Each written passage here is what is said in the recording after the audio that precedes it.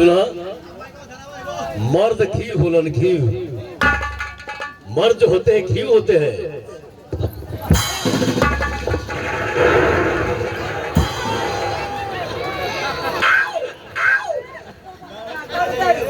मर्द होते हैं घी होते हैं।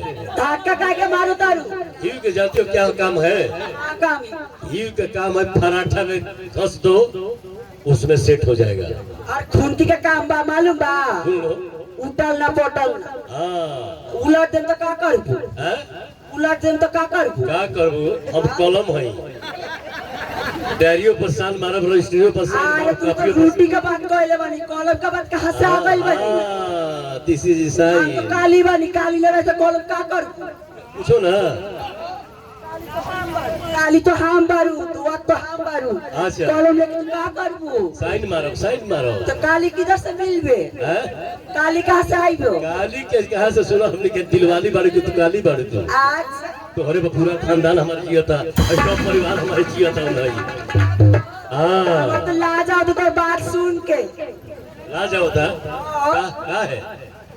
सब जियो तो हमारे ऊपर दो डांसर का करला। हाँ लाज मत लागो। अरे लाज बिहार में आइल बाड़ू बिहार के जड़ी सुंघलू हो। और बात मत कहो ये भाई ओ भाई अबे दिल्ली का ओजना बहन बने के चोट। अरे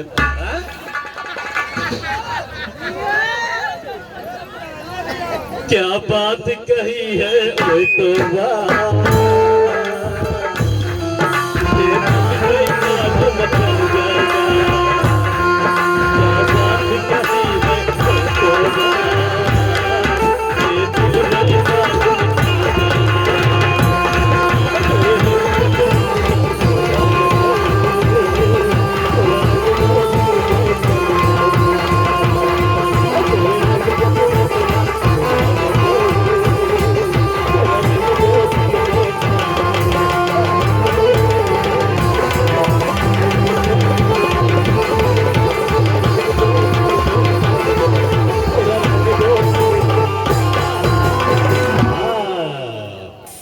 क्या बात है क्या बात है। शर्मा जी हाँ एक बात है। एक बात है। हाँ एक बात है सुनो ना। सुनो बिहार में ज्यादा ठंडा पड़ू ना ठंडा बढ़ू बिहार में ठंडा बा। बिहार में ठंडा बा गधा के अंडा का ऑमलेट खइले बढ़ू।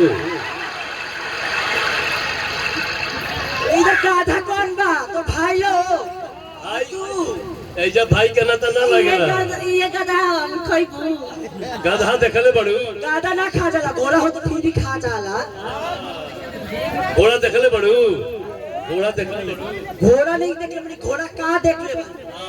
घोड़ा का देखले बढ़ू कोई को गोड़ होला हमको पूछेला तो कौन कौन घोड़ा देख ले बारू? घोड़ा के कोई को टंगरी होला गोड़ पैर कितने होते हैं? हम तो 5 को देख ले बारू। 5 को देखले बढ़ू नु पिछले टंगरिया में तेल लगैले बढ़ू।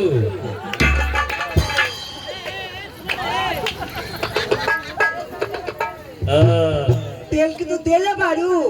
तेल जब लगेबू नु पिछले टंगरिया में। ए सारा जी ऐसे ऐसे कर के ऐसे काहे करत हो? अरे खुजला होता रास्ता इतना खोद वाले बारू का कहे? खुजली धइले बा का हो? इनका खुजली छोड़े बा जा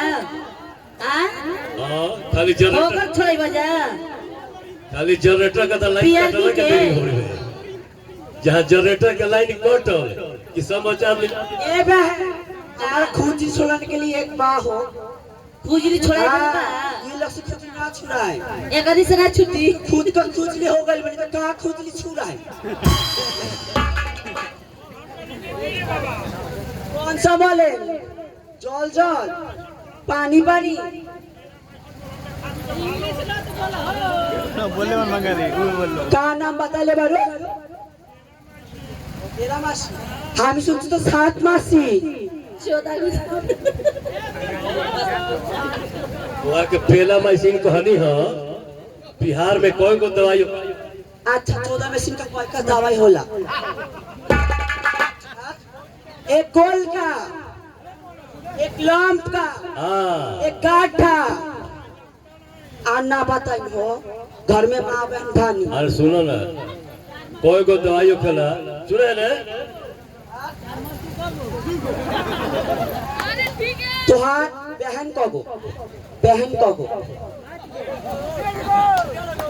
सुनो ये जब बिहार बीबी कगो सार्वजनिक आइजे तारा रहे के बा तारा आइजे रहे के बा बिहार सार्वजनिक बिहार के दवाई खा दाम पोती का होई उधर सूझ हाँ, मोलते अपना बाबू के हमारा पोती सूझ जाए मैं जुआना खरमाइया पूरा बटन लगे हमारे बाबा दी से बिया ओरे मतलब मन गला मिटाई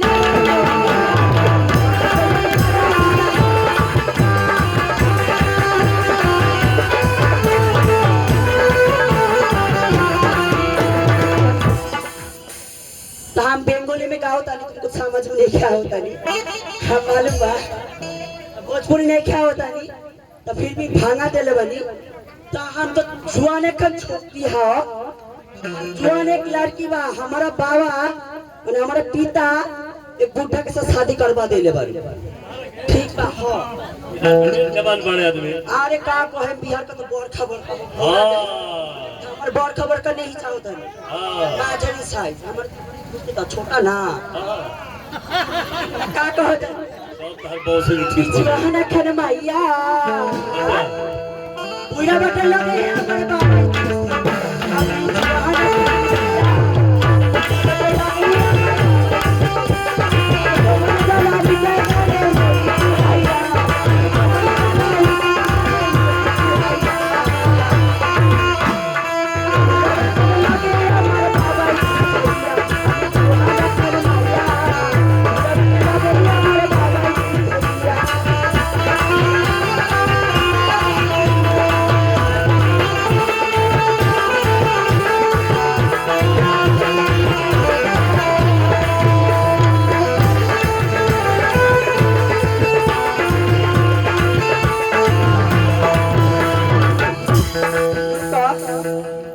एक बात कहो तनी इधर तक बूढ़ा के लेके जवान था जो देखो तर वही को उधर तो उसके लिए हमें गाना याद आ गई वाली गाना बकाए गाना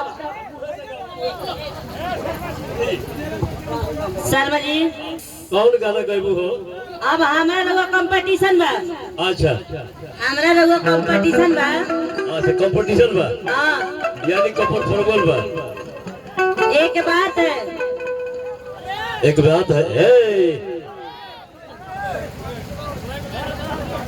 काय हो आओ हो तारे को की ढेर भगवान 18 बरस की तू होने को आई 18 बरस की तू होने को आई कौन पूछेगा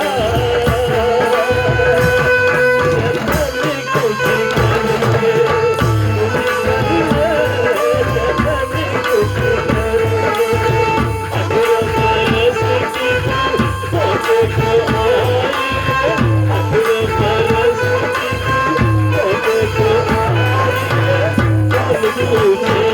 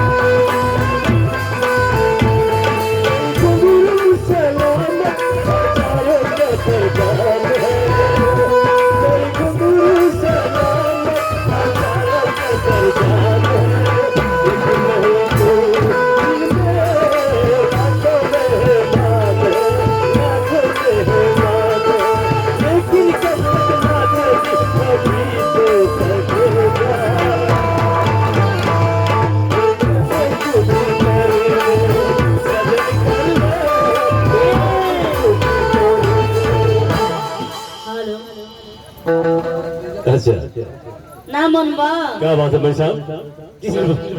किस लिए बुलाइए? बड़का भैया ये तैयार बारे बॉर्डर पर। बड़का भैया में दम बा।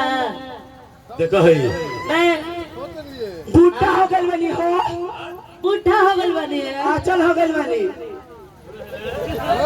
ये बिहार है, 80 बरिस में जवानी जागेला। अभी तारा मालूम नहीं के? हाँ। सुनो सुनो सुनो, 3 नंबर के तार चप्पल बा, आओ चप्पल में एक गोड़ घुसा दे तो 6 नंबर के हो जाए। तोहर बात यही होई, जवन का 10 हाली तो गुट्ठा का 1 हाली काफी बा। यही कहो चाहते ना, मगर सुन रखियो गुट्ठा, गुट्ठा का 1 हाली काफी होने से भी लड़की का इधर नहीं रहता। हेलो हेलो, जवानी को छोड़कर बुढ़ापे में जोश आता है। जवानी को छोड़कर बुढ़ापे में जोश आता है। नौजवान 5 मिनट, अब बूढ़ा 15 मिनट के बाद खामोश होता है। वही 5 मिनट तो हाल चाल मार जाता है, बूढ़ा का तो हाली हाल देते ही जाओ, ढीले ढीले ढीले ढीले। जवान तो एक बार छुई तो आग लाग जाएगी। हाँ, एक बार भी चढ़िए तो 3 घंटा फिल्म खत्म हो जाएगी। एकदम काफी बा, हाली हाली। आज तू ढीला ढीला कहो तो नहीं है, तोहर का कितना टाइम पर गिरो तारू?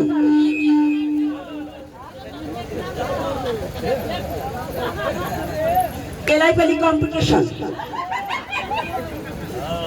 हमारे मुंह मत खुलाइए भैया, हम खोलने लगे ना तो तोहर गिनने लगी हो। बोलबू यही क्या, तो हम पीछे करावे शुरू कर देबो। हाँ, पेलम पेस फुल पेस चल। हमारे बड़े भाई साहब का फरमाइश है जी। तू लड़की बन, तू समझ सोच समझ बात।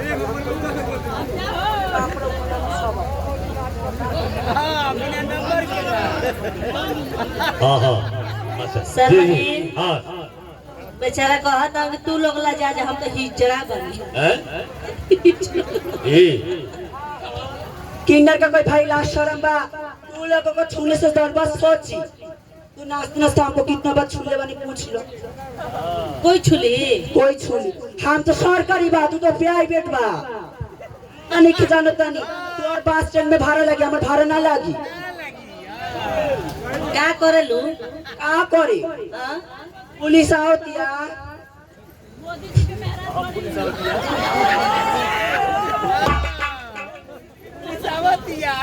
आओ तो पुलिस आई तो तारा क्या करी? हाँ, शकल देख के छोड़ दी। कैसे? शकल तू देके, जैसे देखो तारी वैसा ही देखो तारी। हाँ, शकल दे के छोड़ दी। जैसे देखो तारी। शकल दे के छोड़ दी कि जेल में ले जाके 3 घंटा कोड़ दी। थप्पड़ी बजा दो मत बात नहीं। अतुल जी में दोस्तों आप सभी के बीच, क्या बात है। जवानी ढल गई मगर शान वही है। जवानी ढल गई मगर शान वही है। और सौदा बिक गया मगर दुकान वही है। बहुत बहुत धन्यवाद हमारे सभी बड़े भाई साहब का, और उन सबका फरमाइश है चलेगा प्रोग्राम। चलिए अमृता जी। हाँ, क्या कहता हूँ, क्या कहता हूँ। होता नहीं हो, हम बांगाली वाली, बांग्ला में बोले तो बोलो की बोलছো, बोलो की बोलছো, बोलो हम तो सुनছি। अच्छा जी, बहुत बहुत धन्यवाद हमेम साहब। क्या बात है हमेम साहब?